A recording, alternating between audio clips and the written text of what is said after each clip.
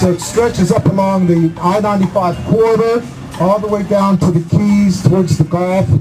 So even if we did, that's why the Constitution Party has made a decision.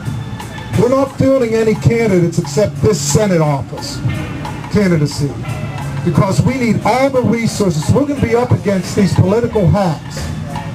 I mean, think about all the commercials on TV you're going to be exposed to with Chris. You know, nicely packaged, sweet talking, concerned.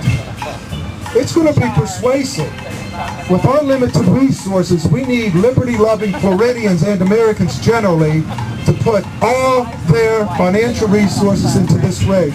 And then come 2012, we're going to field candidates not only across Florida, but across the United States. So we have the national organization. They're backing us on this. But if you look, as Dan pointed out, I'm here because of a sense of duty. If we turn around and the troops and the supporters aren't there, yeah, we'll get mowed down. It's up to you how far we go, because we got the message. We have the Constitution on our side. We have truth on our side. We have the interest of posterity, our children and their children, on our side. I'll tell you one thing. If the kids not yet born could vote, they'd vote for this candidate, because they don't want to be saddled with the policies and the tyranny and the debt that they're being saddled with. The framers said it is one of the most unethical things you can do, and that's to shift the cost of government to future generations, especially generations not yet born. We have obligations that are approaching $100 trillion. Your tax rate, the tax rate of my kids, I have 4 kids, will easily be over 80%. Okay, we got a question in the back. Yes, sir.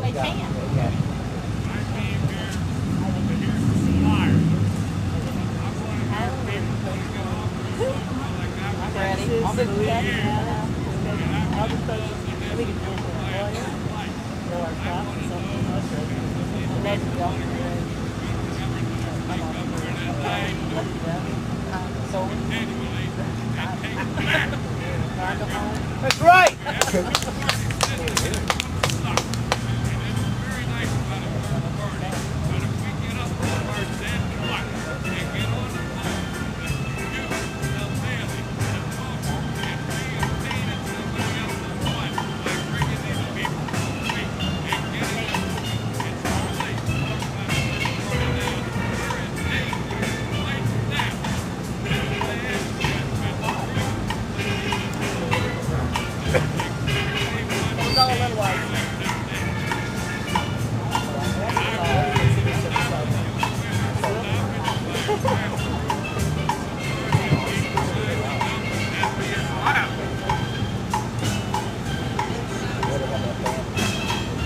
Okay, let me address. We need to get the grassroots people up off their sofas, off their dead butts, and pay attention to what's going on. This man has been cultivated since he was a child to do what he does. And it's already too late to talk about third parties. We can do that once we get control of this country again. Okay, let me address that. This gentleman says it's too late to talk about third parties. Let me talk about that for a minute. First of all, the government has all the power on their side. All we have, hold on a second, because the gentleman said he wants to hear fire.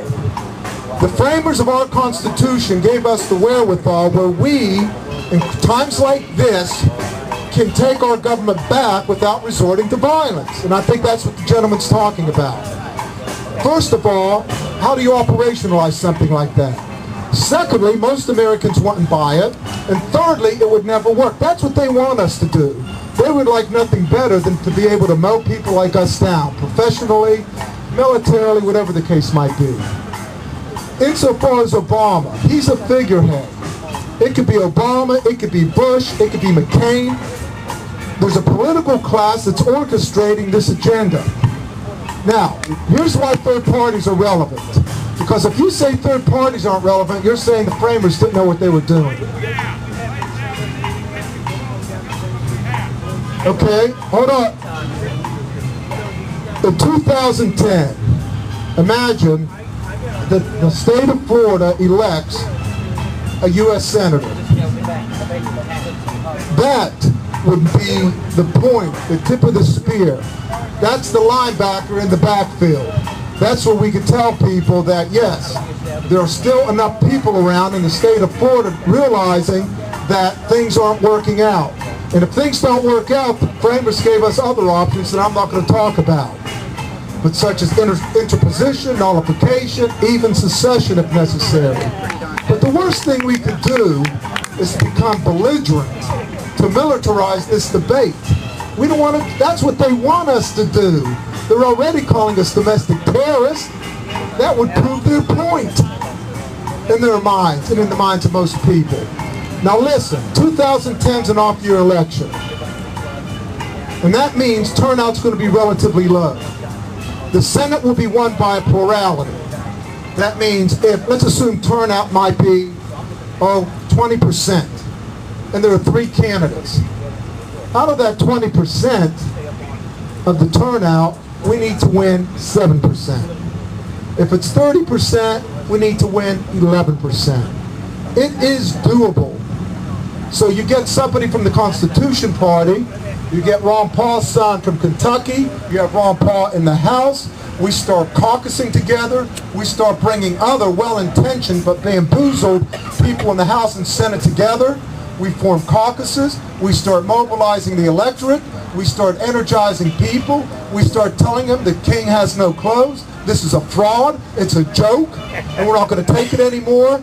That's how we do it. It's up to us. But you can't sit there and listen to rhetoric. You have to have action. When I say action, it costs money. We don't get a penny of this money. But we need money for direct mailing. And we have some things working with other groups. We're going to be raising, hopefully, some income for the party. But you have to say, how important is this to you? How important is it to you? And even if things go down the tubes, you could at least think, not like the gentleman pointed out, sitting around doing nothing, that you did your part and you tried your best. But I'm telling you, as a political scientist, this is winnable. This is doable. But the one thing we may have overestimated, and I don't think we have, how serious are the people of Florida? How politically wise are they to know what their true interests? When you start seeing those TV spots with Chris, or me, or even Rubio, do you think they care about affirmative action, illegal immigration, really about gun control, about deficits, high taxes? Do you think they really care about abortion? Don't tell me what they say, tell me what they did when they were in positions of power and authority. Any other questions? Yeah. Why does Obama need 500,000 private army? Tell him. Why does Obama need 500,000? Look, he needs them because this is the model that they're using. He's got more than 500,000 right now. This is just he's paying him for doing what they do voluntarily. He's got his army out there. They would follow him. Military. This is military because he could have better control over them, but I don't need to tell you why. You know why. I do. Tell them. Well, you tell us why. Why do you think? He's going to control you. He's going to take your guns and your liberty. No, he's not. Well, you'll see. Now, this is what's going to happen. As this campaign picks up, and we start showing people, and we start that we're on the radar screen, and that we're going to win this race, you'll see acorn organizations coming to something like this, disrupting it. I'm telling you, you've got to be, as I told the people in Newark, New Jersey, this is gut check time. This is not for the weak of heart. I mean, Dan, all of us in the organization have put our professions, our safety, our families, everything's on the line. What have you put on the line? Except, you know, it's good you're here, but you need to be prepared for what's to come. Because I suspect it's going to get ugly. Yeah. You mentioned over the healthcare thing that even if it is defeated,